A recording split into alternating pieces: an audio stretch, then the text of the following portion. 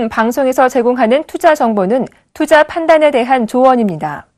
방송에서 제공하는 주식의 가치, 가격 상승 및 가격 하락에 대해서는 방송사에서 보장하지 않습니다.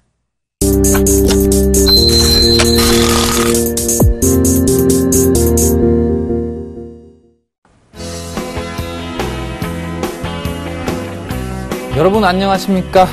대박 플러스 시즌 3 금요일을 책임지고 있는 정재웅 멘토입니다. 네, 안녕하십니까? 저는 장대진 멘토입니다. 네, 오늘 또 금요일이 되었습니다. 장대진 멘토님. 네, 한 주간 어떻게 즐겁게 이번 보내셨습니까? 주는 좀 부진했죠? 어땠습니까, 먼저? 네, 뭐 주식 얘기는 우리 1시간 동안 할 건데 이번 주는 뭐 좀 어떠셨어요? 네, 좀 잘 보내셨습니까? 네. 저는 항상 한 주 동안 주식만 생각하다 보니까는 사실 오늘 금요일 정도 되면은 조금 이제 좀 편안하게 좀 방송을 좀 할 수 있는 것 같은데 한 주 동안 무진장 바빴습니다. 그리고 이번 주는 배드 좀 안 좋았습니다. 네. 시청자 여러분들은 한 주간 어떠셨습니까? 저희가 지난주에 저희 방송을 좀 보셨으면은 좀 더 조금 편안한 한 주가 되지 않았을까 이렇게 생각을 합니다. 자, 저희 매주 금요일 대박 플러스에서는 한 주간 시장 정리는 물론 다음 주를 옳게 할 수 있는 종목까지 준비되어 있습니다. 그리고 종목 진단도 마련되어 있습니다. 종목 관련해서 상담이 필요하신 시청자분들은 주저하지 마시고 연락을 주시면 되겠습니다. 신청 방법은 전화 02-3153-2611, 2612 그리고 무료 문자 번호는 013-3366-0110 그리고 서울경제 홈페이지 종목 상담 신청 게시판에 올려주시면 저희가 종목 상담을 진행을 하도록 하겠습니다. 자, 지금부터는 본격적으로 이번 주 시장, 한 주간의 시장을 좀 정리해 볼 수 있는 올케어 마켓 리뷰 시간을 시작하겠습니다. 장대진 멘토님, 이번 주 좀 배드였다 말씀해 주셨는데, 어떤 일들이 있었고 시장을 어떻게 보셨습니까? 그렇죠. 일단은 안 그래도 우리나라 시장이 지금 글로벌 시장의 측면에서 본다고 하면은 좀 꼴찌입니다. 미국이 올라가고, 유럽이 올라가고, 그리고 옆에 있는, 일본이 올라가고, 그리고 위에 있는 중국이 올라가는데도 불구하고, 우리나라 시장은, 정말 이제 부진하게 좀 움직이는데, 그나마 이제 미국 쪽이 그동안 좋았었는데, 이번 주는 좀 미국 쪽이 좀 안 좋았었죠. 그래서, 그에 대한 영향을 또 받은 것 같습니다. 지난주만 하더라도, 지난주에 우리나라 지수가 또 2100을 넘어서 이런 이야기들 좀 나왔다가 다시 사라졌죠. 그만큼 이제 우리나라 시장이 좀 약하게 진행되고 있다라는 거고요. 아무튼 이전 주에는 뉴욕 증시가 좀 많이 부진을 했고요. 그에 따라서 영향을 많이 받는 그런 이제 한 주가 되었던 것 같고요. 뉴욕 증시 같은 경우도 지금 상승 탄력은 좀 둔화되고 있거든요. 그런 걸 봐서는 아마도 이제 이 뉴욕 증시가 좀 쉴 때 우리나라 증시도 같이 쉬는 그런 현상들이 나타나지 않겠나라고 생각하는데요. 제가 차트를 좀 보면서 좀 풀이를 좀 해드리겠습니다. 일단 다우존스 차트를 보시면은 현재 이제 흐름 자체가 이제 선 차트로 지금 표현되고 있는데요. 이 꼭지를 짚고 그 다음에 꼭지가 낮아지는, 그러니까 고점이 낮아지는 그런 현상들이 벌쳐지고 있어요. 그러면은 아마도 이제 이 고점이 낮아졌다는 거는 이 주가가 상승 추세에서 이제 행보 추세로 갈 수 있다라는 거를 확인할 수 있을 겁니다. 그래서 뉴욕 증시만 보더라도 우리나라 시장에 영향을 많이 주고 있는데, 요게 좀 부진하다 보니까는 우리나라 증시도 마찬가지로 부진할 수밖에 없는 그런 이제 한 주가 되지 않았나라는 생각이 들고요. 우리나라 지수를 봐서도 일단 그래서 지수 보시면은, 이번 주 월요일부터 해가지고 지수가, 시초가가 2043포인트에서 시작을 해서 줄곧 내리는 그런 모습이고, 마무리도 마찬가지로 오늘 음봉이 나는, 그런 모습을 보였습니다. 그래서, 현재의 어떤 모습만 본다면은, 다음 주도, 일단 밑에 있는 21선 테스트라든지, 저점에서의 어떤 테스트가 좀 있지 않았냐라는 생각이 좀 들고 있고요. 늘 이야기하고 있지만은, 현재, 주가의 어떤 흐름은 대형주보다는 중소형주가 강하다. 대형주를 보시면은, 요런 흐름들, 지수는 좀 부진한 흐름들을 좀 보였죠. 그리고 중형주 보시면은, 중형주는 아직까지 상승 추세가 살아있는 모습이죠. 그런 모습들이 나오고 있고요. 그리고 지금 소형주 같은 경우에는 오히려 이제 전체적인 지수가 올라가는 그런 모습입니다. 그리고 코스닥도 뭐 비슷합니다. 조금 뭐 조정은 받았긴 했지만은 이번 주 수요일 날 651포인트를 짚는 그런 이제 상승세가 이루어졌다는 거죠.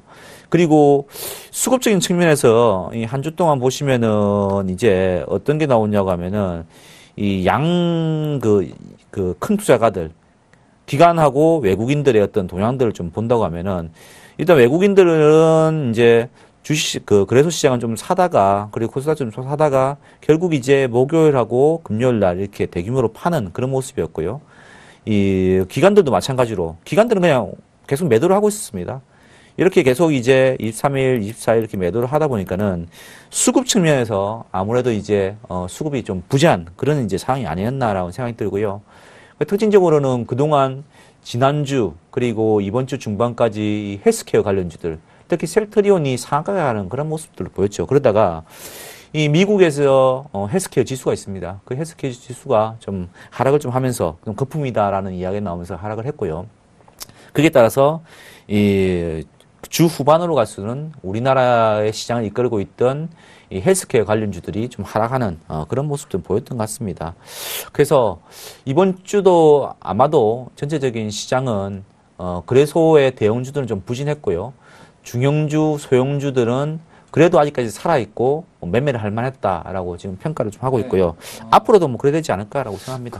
이제 그 말씀 중에 이제 예. 그 외국인 매도하고 그다음에 그렇죠? 주후반에 조금 나왔죠. 예. 그리고 바이오주들 예. 말씀을 좀 하셨는데 그 외국인 매도는 이게 예. 어떤 현상일까요? 이게 일시적으로 뭐 나오는 건지 아니면은 좀 더 출회가 될 것으로 보십니까? 아니면 바이오주들도 고평가 논란이 좀 있는데 바이오주들 그렇죠. 가지고 계신 분들은 어떤 식으로 좀 대응을 하는 게 좋을까요? 그렇죠. 네. 그러면은 우리가 제가 이 시간을 통해서 늘 이야기 드리는 게 네. 외국인 시간으로 한번 보자라는 거죠.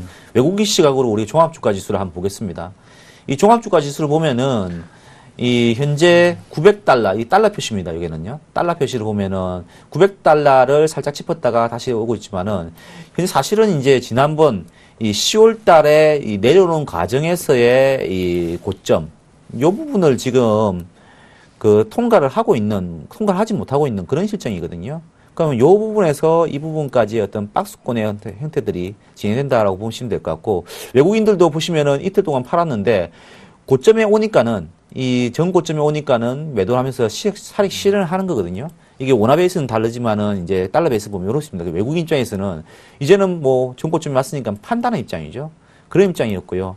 그래서도 코스닥도 마찬가지로 지금 최고치를 친 다음에 이제 너무 이격이 많이 벌어지니까는 또 매도를 하는 게 아닌가라는 그런 생각이 듭니다. 그래서 이거는 뭐 이 코스닥 쪽은 제가 보니까는 뭐 이 외국인 힘보다는 이 개인들의 힘에 의해서 주가가 좀 올라가는 그런 모습인 것 같고요. 거래소 쪽은 외국인의 힘을 빌려야 되는데 아직까지 박스권에 갇혀 있다. 그래서 아마 다시 뭐 거래소 쪽에 주가가 흘러내린다고 하면은 아마도 뭐 870달러 이하로 간다고 하면 또 저점 매수가 외국인들이 들어오지 않을까라고 생각합니다. 그래서 이거는 철저한 외국인들의 박스권 매매에 의해 가지고 매물이 나왔다라고 생각하고 있습니다. 그래서 단기적인 현상이라고 보고 있습니다. 네. 그래서 이제 뭐 말씀하셨듯이 저희는 이번 주죠. 이번 주에는 그 미국 증시가 4일 연속 하락한 부분, 이것이 이제 국내 증시의 주후반 조정을 불러왔던 것이고, 그리고 그 미국 증시에서 이제 바이오주들 고평가 논란이 있다 보니까 바이오주들이 빠졌었고요. 그것이 이제 국내 또 바이오주들 셀트리온을 필두로 해서 어제 오늘 좀 약세를 보였던 원인이 아닌가 이렇게 생각이 됩니다. 또한 거기서 이제 사우디가 예멘을 공습을 했죠. 이러면서 이제 지정학적 위기도 일어났고, 이는 모든 요인들이 좀 미국 시장이 조정을 받을 만한 시점에 나왔다는 것이죠. 그래서 국내 증시도 같이 글로벌 시장에 따라서 조정을 받았다, 이렇게 보여집니다. 그래서 이번 주 같은 경우 주후반 약세를 보였던 거는 글로벌 시장의 영향이다. 국내 시장에는 아직까지 뭔가 크게 우려할 만한 조정 요인은 없었다, 이렇게 볼 수 있겠고, 다만 이제 이런 것 조정 양상이 글로벌 시장과 맞춰져 있기 때문에 글로벌 시장의 흐름에 따라서 조금 더 이어질 수도 있겠다. 이렇게 보시면 될 것 같습니다. 이번 주에 보면은 헬스케어 관련주들이 많이 빠졌지 않습니까? 그렇죠. 이 헬스케어 관련주들은 또 정정일 멘토님이 좀 잘 아시는 종목인데 네. 뭐 셀트리온을 예를 들면은 셀트리온이 이번 주에 뭐 상한가 수요일쯤 상한가 갔다가 다시 그렇죠. 다 빠지는데 네. 좀 어떻게 보십니까? 앞으로 그 셀트리온 같은 경우는 좀 논란이 많죠. 네. 이게 그 램시마에 대해서 근데 최근에는 이제 셀트리온이 호가를 실질적으로 구체적인 이런 계약 건수 이런 것들이 네. 발생이 되다 보니까 이제 긍정론자들이 네. 셀트리온에 대한 긍정론자들이 힘을 얻어가고 있는데 최근에 이제 셀트리온 주가가 지난 수요일인가요? 수요일 날 상한가를 또 기록을 하고 어제는 또 빠지고 오늘도 그렇죠. 약했는데 수요일 날 상한가를 기록했던 이유 중에 하나는 이제 우리가 헝가리 쪽에 네. 의약품 매출이 상당히 큰 폭으로 증가를 했습니다. 네. 그게 이제 그것이 혹시 셀트리온이 헝가리에 공장이 있거든요. 네. 그러다 보니까 그쪽으로 매출이 늘어난 것이 아니냐 하는 기대감에 이제 상한가를 갔었던 거고 어제 오늘 조금 주춤했던 거는 미국 증시에 이제 바이오주들이 약세를 보니까 이제 돈만 약세를 보였다 이렇게 보이시는데 바이오주들은 항상 고평가 논란이 있을 수밖에 없죠. 있을 수밖에 없는 업종이고 다만 이제 그럼에도 불구하고 바이오의 이 성장에 대한 기대감 이것도 그렇죠.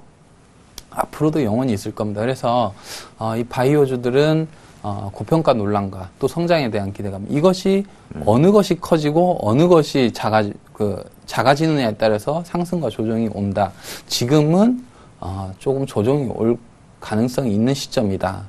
또 조정이 있으면은 어느 시점에는 또 성장성이 크게 부각이 되는 시점이 올 것이고 그래서 그런 그 움직임들이 연속이 되니까 그런 부분들을 좀 참고를 하시면 되겠고 그러니까 목요일부터는 조금 조정 쪽에 이 고평가 논란 쪽이 힘을 얻어가고 있다. 이렇게 보시면 될 것 같습니다.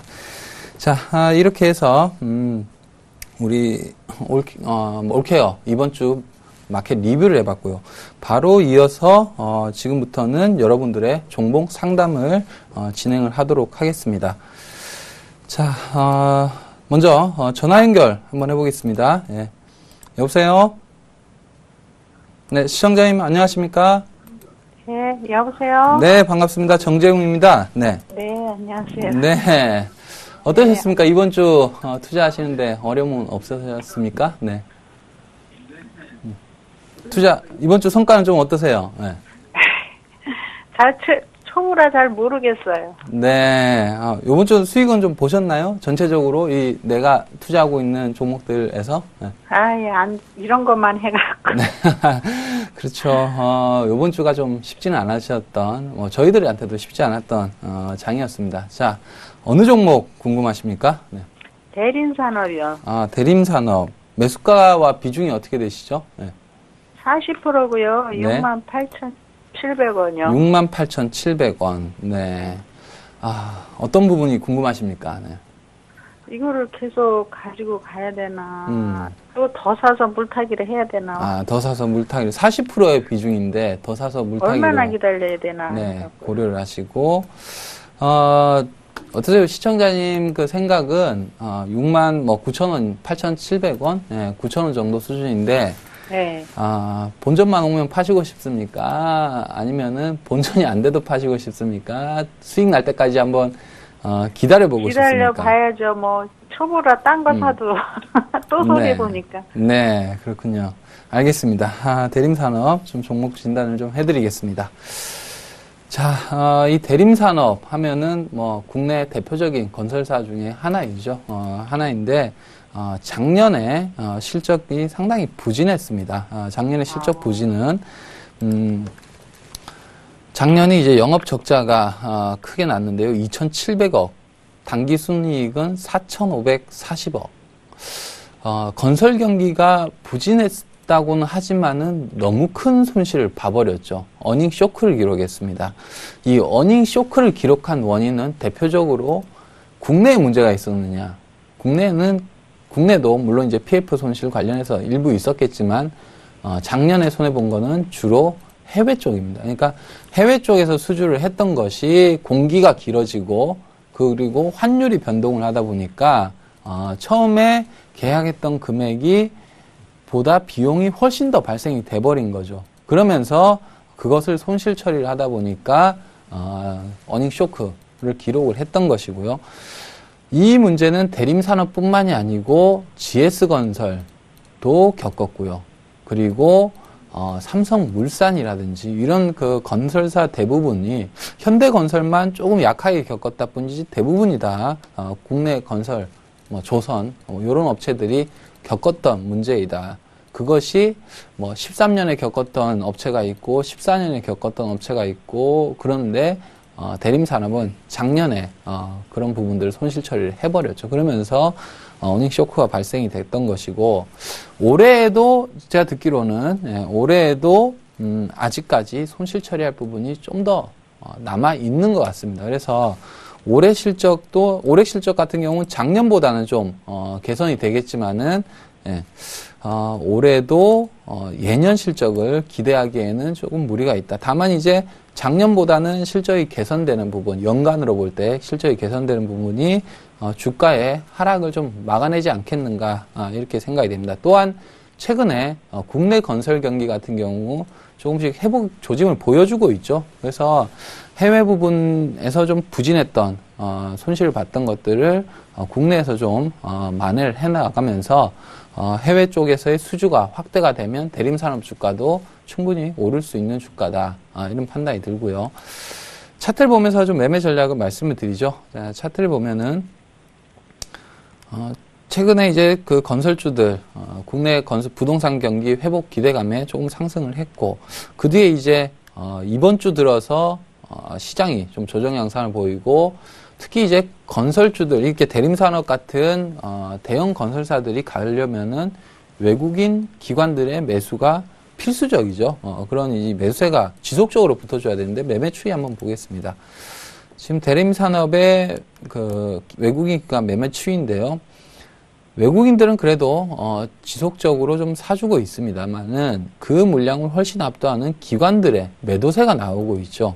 그래서 대림산업 주가가 최근에 좀 주춤을 하고 있고 이 수급 쪽에서의 기관 매수세가 좀 유입이 돼줘야 대림산업 주가도 추세 상승을 할 수 있을 것이다 이렇게 보여집니다. 그래서 그러기 위해서는 대림산업이 올해는 나아지는 모습. 그 건설사들이 조금 그 한 가지 다행스러운 부분은 그 작년에는 환율 때문에도 피해를 많이 봤었는데 올해는 지금 환율이 한 1,100원 정도 하죠. 작년에는 1,230원까지 내려갔었던 환율이 조금씩 회복되고 있습니다. 그러면 해외 수주 쪽에서는 오히려 작년보다는 좀 개선되는 조짐들이 있다는 것이죠. 그래서 국내 건설 쪽과 맞물린다고 하면 대림산업 주가는 지금 수준에서는 회복의 가능성이 더 큰 주가이다. 이렇게 보여집니다. 차트를 보면서 매매 전략까지 말씀을 드리면 지금 61,400원. 네. 여기서는 보유를 하시는 게 좋겠고요. 손절가는 5만 원을 잡으시는 게 좋겠어요. 손절보다는 보유를 하는 게 낫다는 것이죠. 이 5만400원 같은 경우는 지난 1월 달에 4분기 어닝 쇼크가 나오면서 기록을 했던 저점입니다. 그래서 이 저점을 깨지 않는 한은 내가 보유를 한다. 이렇게 보시면 되겠고 목표가는 제가 75,000원을 제시를 하겠습니다.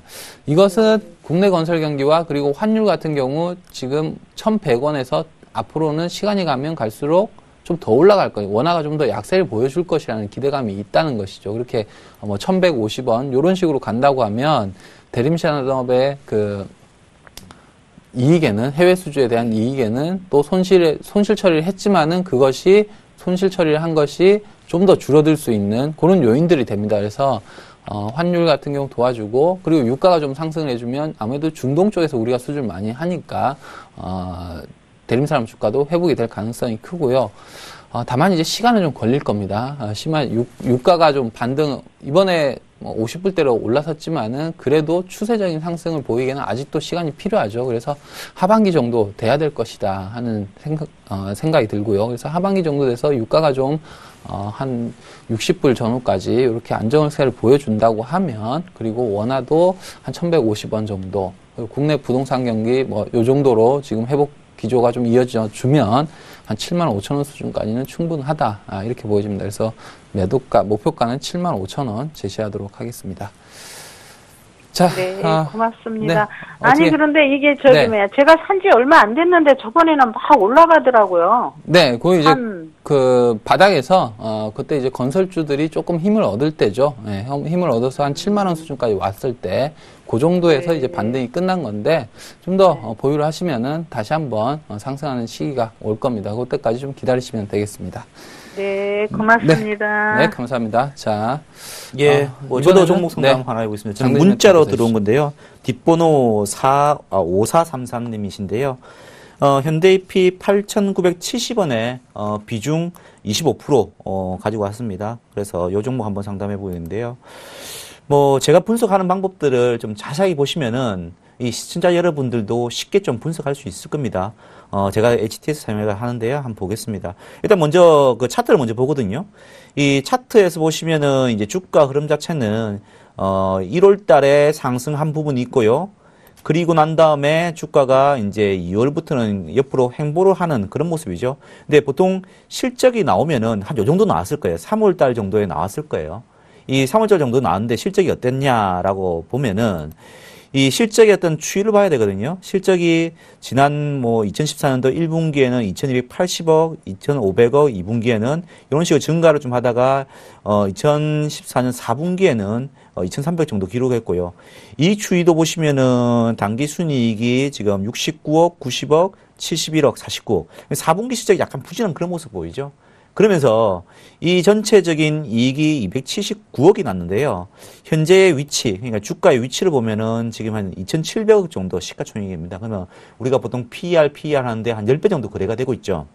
그런데 문제는 여기서 이제 지금 이제 그 이익 추이를 보시면은 4분기가 떨어지고 있단 말입니다. 그러면은 여기에 대해서 주가가 어떻게 해석을 하냐고 하면은 이 주가 자체는 4분기가 부진했으니까는 1분기까지는 보자라고 하는 거거든요.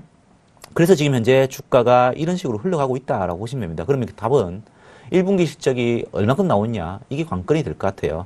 그럼 1분기 실적이 만약에 3분기부터 4분기 넘어가는 시점 보시듯이 이익이 줄어드는 그런 모습이 나온다고 하면 아마도 주가는 이 밑에 있는 하단선을, 박스권의 하단선을 이탈하는 그런 모습을 보이겠죠. 그래서 그때는 조금 손절을, 비중을 줄이시든지 손절을 하시든지 그렇게 해야 될 것 같고요. 그래서 밑쪽을 잡아본다고 하면은 아마도 요선, 지금 현재 주가가 8,160원 정도, 이 정도가 지금 저점입니다. 그래서 요 부분을 이탈한다고 하면은 일단 좀 비중을 줄이자라고 이야기 드리겠고요. 현재는 아무것도 나오지 않았지 않습니까? 그리고 아시다시피 이제 완성차 업체들의 어떤 움직임들을 보면은 이 현대차, 기아차 움직임들 그렇게 좋지는 않거든요. 그러면은 뉴스에 나오는 거 보시면은 현대차, 기아차가 실적이 좀 부진할 수도 있겠다라는 이야기들이 나오거든요. 당연하게 부품업체들은 그게 따라가는 거거든요. 그러면은 주가가 올라가더라도 한계는 있다라는 거죠. 이 완성차 업체가 안 좋았으니까는 요것도 안 좋을 수도 있다라는 생각을 하셔야 되거든요. 그래서 올라오면 팔자라고 이야기 드리겠습니다. 그래서 위쪽으로는 상단선인 9,100원 정도 오면은 9,300원이네요. 9,300원 정도가 오면은 그때는 일단은 빠져나온 다음에 실적을 보고 나서 그 다음에 좀 다시 한번 접근하는 게 맞지 않을까라는 생각이 들고요. 전체적인 흐름 자체는 아직까지는 이 큰 추세는 상승 추세입니다. 그렇지만은 이 실적이 이번에 꺾이게 된다고 하면은 조금은 이제 부진할 수 있겠다라는 생각입니다. 그래서 이렇게 제가 정리를 좀 해드리겠습니다. 네, 지금까지 올케어 종목 진단을 진행을 했습니다. 자, 잠시 후에는 다음 주 시장을 올케할 수 있는 종목이 공개가 됩니다. 계속해서 채널 고정하시길 바라겠습니다.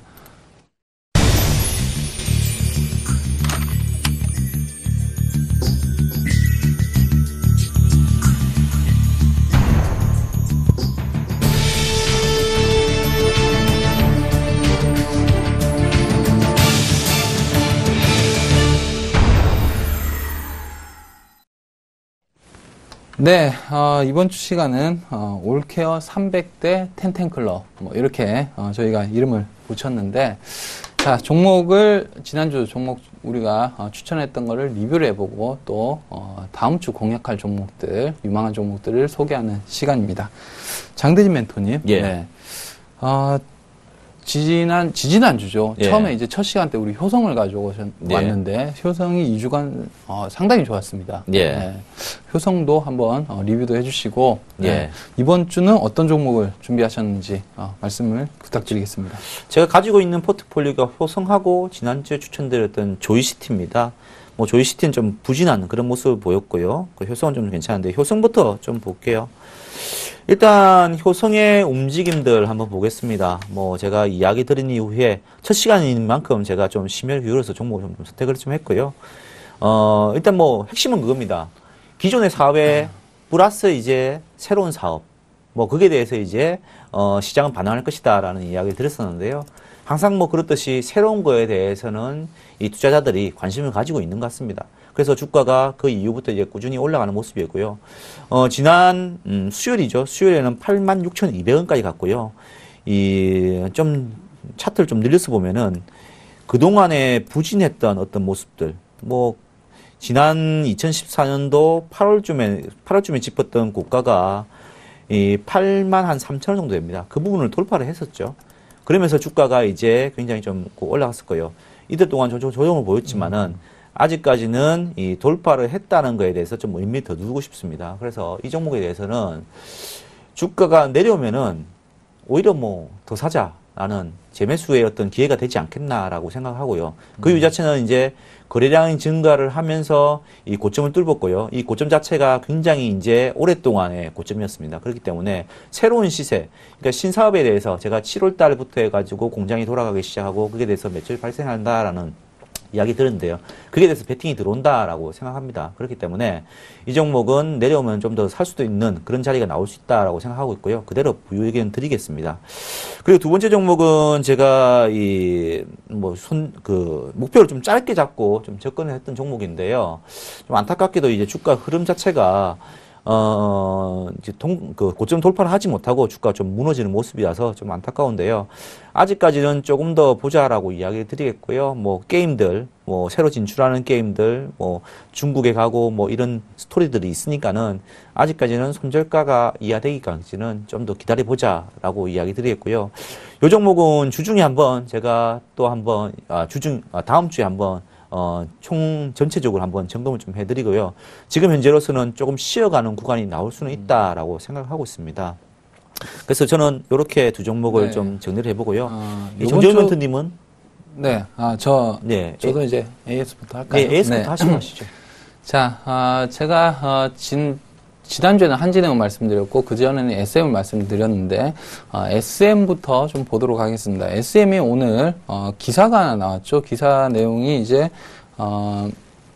알리바바 회장이 투자한 투자회사에서 한 3억 달러 정도를 투자를 해서 중국 시장을 공략을 하겠다. 뭐 이런 내용들의 오늘 기사가 나왔고 이 SM의 입장에서 보면 상당히 긍정적인 기사다. 이렇게 SM이 추진을 하고 있던, 특히나 올해 제일 주목하는 시장이 중국 시장이고 SM 차이나를 설립을 할 정도로 중국 시장에 지금 올해 공을 들일 것이다. 이렇게 계획을 한 상황인데 여기에 이제 중국 자본이 결합이 되면서 중국 시장을 효과적으로 또 실질적으로 점유할 수 있는 바탕이 되었다는 것이죠. 이런 부분들이 SM의 성장 전략에 상당히 큰 결과를 가져올 가능성이 크고, 그러면서 이제 이 기사가 나오면서 SM이 장중한 때에 39,200원, 그러니까 한 10% 가까운 상승세를 보였습니다. 다만 이제 장 후반에 차익 매물들이 좀 쏟아지면서 상승폭을 줄이면서 2.8% 상승하면서 이제 마감을 했는데 제가 볼 때는 오늘 좀 아쉬운 부분은 한 37, 그러니까 물론 이제 기사 이런 뉴스가 호재가 나오면서 주가가 급등을 했다가 조금 조정받는 거는 늘상 있는 일이고요. 종가 쪽에서 한 37,500원 위쪽에서 좀 끝냈으면은 주가의 흐름이 좀 더 좋아질 수 있지 않았을까 이렇게 보여집니다. 어쨌든 오늘 거래는 좀 상당히 의미가 있어 보이고, 최근에 이제 SM이 35,000-6,000원대에서 지금 횡보를 하고 있는데 이 횡보하는 과정 속에서 중국에 대한 기다리던 이런 기대하던 효과가 나왔기 때문에 중국 진출에 대한 기대감이 지금 기사로 또 나왔기 때문에 앞으로 SM 주가는 상당히 볼만할 가능성이 크다. 그래서 제가 목표가 5만 원 지금 제시를 하고 있는데 그 시기가 다가오고 있지 않나 하는 판단이 듭니다. 그래서 SM은 보유하신 분들은 뭐 보유하시면 되겠고요. 그리고 매수를 고려했던 분들은 이제는 매수의 시기도 타이밍도 왔다 하는 판단이 듭니다. 두 번째 종목이 이제 지난주에 추천했던 한진해운이죠. 네, 한진해운 지난주 말씀을 드리면서 이제 어닝 시즌이 다가온다 하는 부분 말씀을 드렸고, 한진해운이 작년에 영업이익 흑자를 성공을 했지만 본격적인 턴어라운드는 올해다. 그래서 올해 운임이 증가를 하고 있고 가장 큰 비용의 40%를 차지하고 있는 유가가 지금 상당히 낮아져 있는 상황. 이런 부분들을 볼 때에는 한진해운의 이 영업 마진폭이 상당히 커질 수 있는 1분기부터 그런 환경이 조성되고 있다 말씀을 드렸고요. 주가의 흐름은 다만 예상보다는 좀 부진한 흐름입니다. 최근에 이 부진한 흐름은 수급 쪽에서 좀 찾아볼 수 있을 것 같은데요. 수급 부분을 보면은 한진해운 같은 경우 이번 주 들어서 기관과 외국인들 매도가 이어졌는데, 특히 기관 쪽에서의 매도가 많이 나왔습니다. 이 물량이 과거에 발행되었던 ELS 낙인 물량이다 이런 얘기들도 있는데 정확한 물량은 모르겠지만 어쨌든 기관들의 매도가 좀 오늘까지도 큰 폭으로 출회가 되었고, 다만 좀 긍정적인 부분은 오늘 외국인들이 매수를 했단 말이죠. 최근에 같이 팔다가 오늘 13만 주 정도 매수를 했고, 이 기관들의 매물이 급하게 대량으로 나오다 보니까 이번 주만 해도 지금 거의 한 200만 주 이상이 나온 상황입니다. 그래서 나올 물량들이 충분히 좀 소화가 되지 않았을까 하고, 주가가 좀 싸졌기 때문에 다음 주에는 좀 더 반등이 들어올 시점이 되었다 이렇게 보여지고요. 손절가 제가 6,300원 말씀드렸는데 6,400원 정도로 보시면 100원 정도 올리도록 하겠고, 사실 이 한진해운의 가장 중요한 지지선은 6,500원 라인입니다. 이 6,500원이 훼손이 안 된다고 하면 주가가 빠졌다 하더라도 다시 반등이 나올 수 있고, 반등이 나온다고 하면 단기적으로는 8,000원, 중장기적으로 실적 확인하면서 가면 10,000원까지도 충분히 갈 수 있는 주식이다. 이렇게 보고 있습니다. 자, 이렇게 해서 제 종목들 리뷰는 마치도록 하겠고, 자, 이번 주에 공략주 어떤 종목입니까? 지난주 추천하기 좀 부진했죠. 네, 이번 주는 좀 보여주셔야죠. 효성 그렇죠. 같은 종목을. 네. 예, 그래서 이제 이번 주에는 좀 작은 종목을 또 가지고 왔습니다. 캐스텍 코리아를 좀 가지고 왔는데요. 캐스텍 코리아 좀 아시죠? 네, 그 터보차저 하는 업체죠. 근데 맞습니다. 최근에 주가가 좀 약세입니다. 그렇죠. 네. 근데 얼마 전에 제가 기사를 봤는데 네. 이 기아차의 모닝 아시죠? 경차. 네, 그렇죠. 그게 더 터보차저를 단다고 합니다. 아, 그렇습니까? 그래서 네. 이제 터보차저 자체가 전반적으로 이제 대형사에서 중소형사로 네. 넓어지니까는 네. 그게 초점을 맞춰가지고 가지고 왔는데요. 제가 분석을 좀 한번 해보겠습니다. 자, 일단 이제 차트 먼저 좀 보시면서 제가 이야기 드릴게요. 우리가 이제 쉽게 볼 수 있는 게 차트니까는 차트가 어떻게 식으로 흘러가는지를 보시겠습니다. 이 차트 보시면은 주가는 조금 전에 정재영 멘토께서 이야기했듯이 좀 부진합니다. 지난 이제 2014년도 7월 달에만 하더라도 11,500원, 12,000원 정도 하다가요. 지금은 7,500원 선에 지금 머물고 있는 상태고요. 그렇지만은 이 2014년도 12월 달에 짚었던 6,480원을 깨지는 않고 있는 그런 모습입니다. 그래서 이 부분에서 저점은 짚었고요. 그리고 난 다음에 주가는 이제 올라가지만은 항상 그랬듯이 이 주가의 흐름이 이제 많이 오랜 기간 동안 빠진 주가들은 또 이제 바로 올라가지 못하고 또 조정을 받게 돼 있죠. 지금의 이제 그런 매물 소화 과정에 있다라고 보시면 될 것 같고요. 그리고 이제 이 종목을 또 주목하게 되는 이유 자체가 이 완성제 업체, 그러니까는 이 업체가 현대기아차에 납품을 하고 있고요. 그게 대해서 이제 매출이 증가하게 되니까는 또 완성차 업체들의 어떤 모양도 봐야 되는데요. 한번 완성차 업체들 보여드릴게요. 일단 기아차 같은 경우도 지금 2월달 정도에 저점을 짚었고, 오늘 다시 양봉이 있으면서 이게 바로 올라가면은 이제 그 쌍바닥이라고 보통 하죠. 좀 위쪽이 높은 쌍바닥이라고 하는데 그 부분까지 이렇게 터닝하는 모습이 보일 수가 있을 것 같고요. 현대차도 마찬가지로 그런 비슷한 모습을 보이고 있습니다. 지금 이런 모습을 보였거든요. 지난번에 2월 달에 저점을 짚었고 그 저점을 획순하지 않은 상태에 주가가 머물고 있습니다. 물론 이제 이 완성차 업체들이 지금 실적이 좀 부진하다라는 예상치가 지금 시장에 떠들고 있습니다.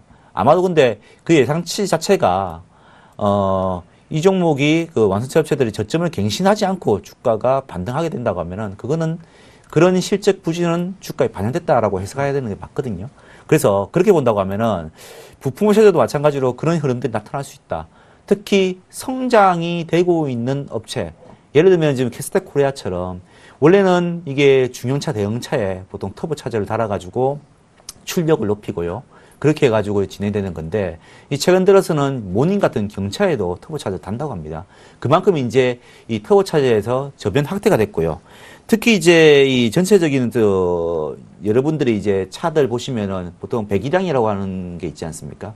옛날에 뭐 3000cc 하던 뭐 H차에 뭐 그 차가 지금 뭐 2200cc가 나오고 그리고 2000cc 하던 게 1600cc로 낮아지고 같은 차인데도 그렇게 낮아지고 있습니다. 그만큼 이제 엔진이 다운사이징 되고 있고요.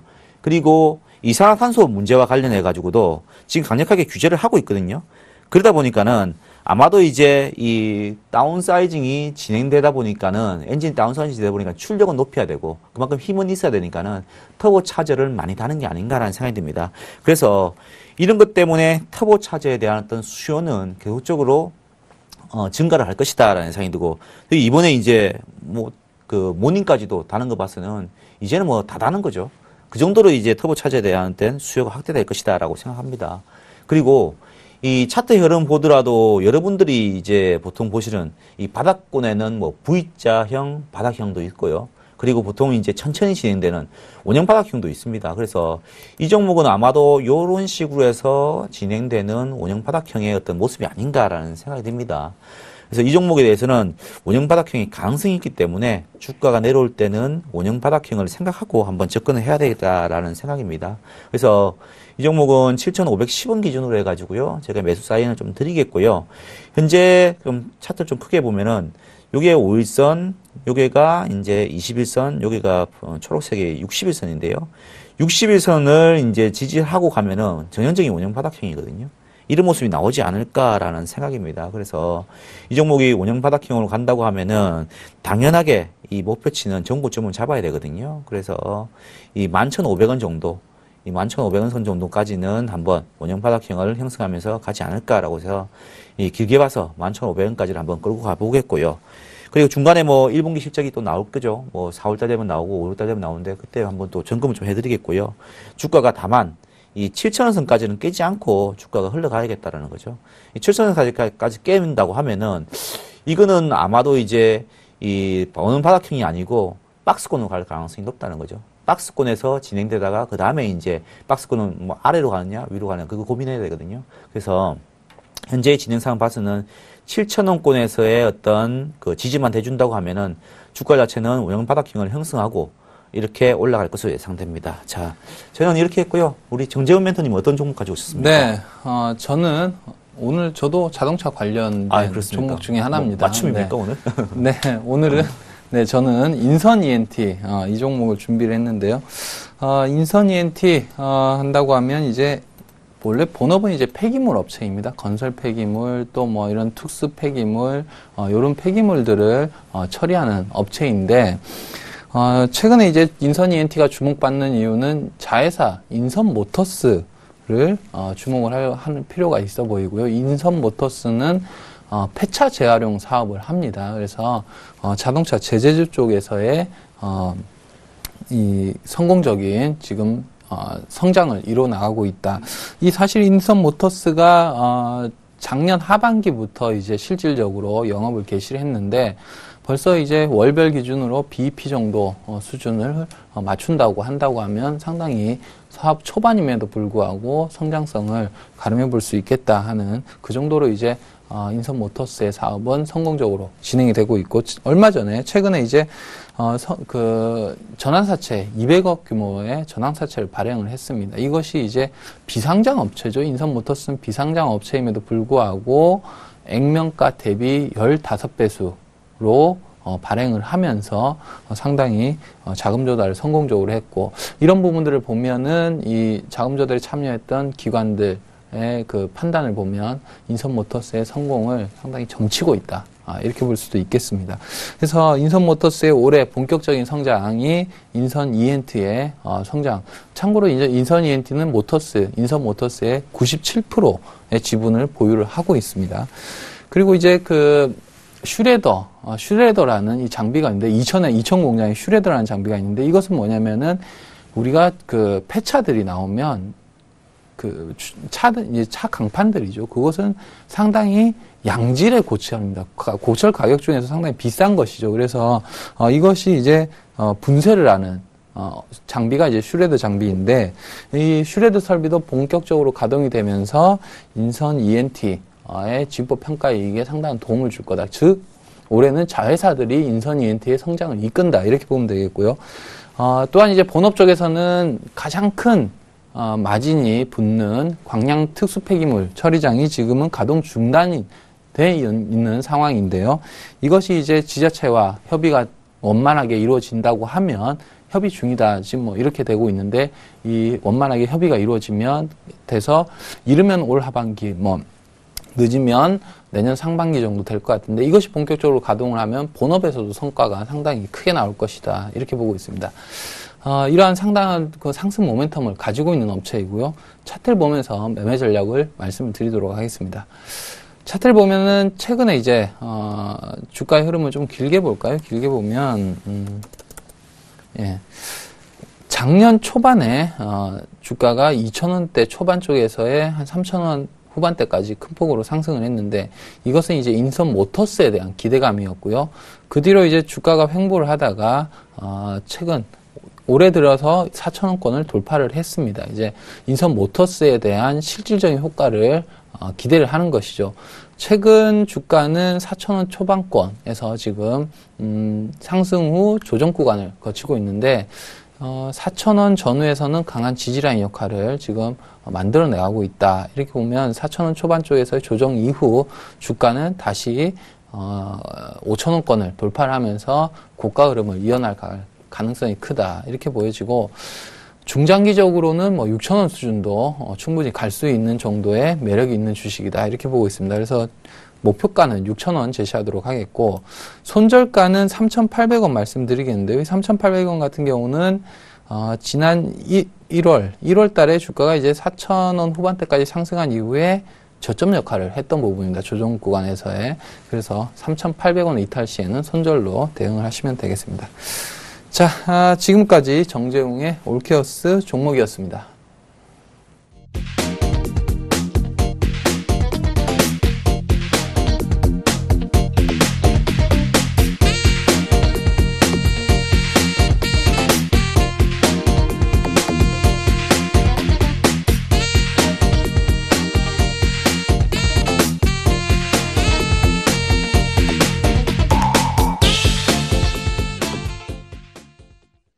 네, 이번 시간은 다음 주 투자 전략을 준비해보는 시간입니다. 자, 장대진 멘토님. 예. 네, 요번 주는 주 후반에 좀 조정이 나왔단 말이죠. 예. 네, 다음 주는 우리가 시장을 어떻게 보면 되겠습니까? 네. 그렇죠. 이번 주가 주 후반에 나왔으니까는 다음 주까지는 조금 연결되지 네. 않겠나라고 생각을 좀 하고 있는데요. 일단은 뭐 그렇습니다. 지금 3월 말이면은 네. 뭐 아시다시피 프리어닝 시즌 아닙니까? 그렇죠. 그래서 네. 이제 특히 대형주들, 큰 업체들은 이야기가 좀 나오고 있거든요. 네. 그래서 아마도 이제 여러분들이 대형주를 가지신 분이라고 하면은 종목에 대해서 조금 점검을 해보셔야 될 것 같습니다. 네. 예를 들면은 그냥 주식 담당자한테 전화를 하시는 방법도 있고요. 아니 뉴스들을 좀 체크를 하면서 이제 실적이 어떻게 될 것인가를 좀 주의 있게 좀 보셔야 되는 한 주가 될 것 같고요. 그리고 이번 주는 제가 뭐 차트를 하나 또 그림 하나 보여드리는데요. 이게 이제 뭐냐고 하면은 ADR이라고 하는 네. 이제 지표입니다.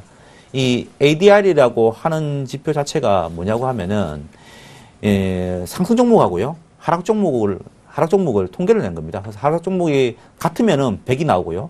그리고 상승 종목이 뭐 5% 많으면은 105%가 나오고요. 이런 식으로 되는데, 이게 이제 21일 평균을 냈는데, 현재 거래소를 보시면은 한 105 정도 밑에 차트 보시면은 이런 식으로 진행되고 있는데 보통 이게 그 LDR선이 120 되면은 그때부터는 이제 시장의 질이 좀 나빠지는 그런 모습이다. 그러니까 하락 종목수가 많다는 거죠. 그래서 아마도 지금 이 ADR선이 낮아지고 있기 때문에 다음 주 초반까지는 조금 이제 주가가 조금 주춤거리는 그런 모습이 나올 것 같고요. 그리고 코스닥도 마찬가지로 비슷한 현상을 보이고 있기 때문에 뭐 주초에는 좀 그렇게 진행될 가능성이 높은 것 같고요. 그래서 뭐 이격이 많이 높았던 종목들, 그런 종목들은 좀 피해 주시는 게 맞을 것 같고요. 그리고 추격 매수하기보다는 오히려 저점 매수의 어떤 주간으로 삼으셔야 되는 게 아닌가라고 생각합니다. 네.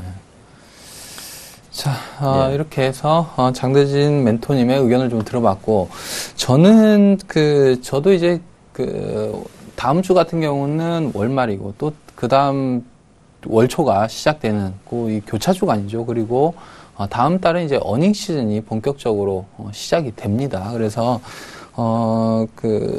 어닝 시즌을 맞이하고 종목별, 업종별로 상당히 좀 차별화된 주가 움직임들이 나올 가능성이 크다. 이렇게 판단이 되고, 시장 전반적으로는 글로벌 시장에 달려 있겠죠. 특히 미국 시장이 다음 주에 반등이 좀 세게 나와준다고 하면 주 초에 조정을 좀 받다가 주후반에 상승이 나올 것이고, 반면에 추가적으로 하락이 나오면 다음 주 내내 조정이 있을 수도 있다. 지금 외국인들 수급도 부진한 상황이기 때문에 차트를 보면서 좀 주간의 움직임을 추적을 해보면 다음 주는 2000포인트에 대한 지지 라인을 테스트를 해볼 겁니다. 시장이 분명히 시장이 2000포인트에 대한 테스트를 할 것이고, 테스트 과정 속에서 좀 2000포인트에 대한 이 신뢰가 쌓인다고 하면 다음 주 후반 혹은 그 다음 주에 삼성전자 실적 발표와 관련해서 실적 코멘트와 관련해서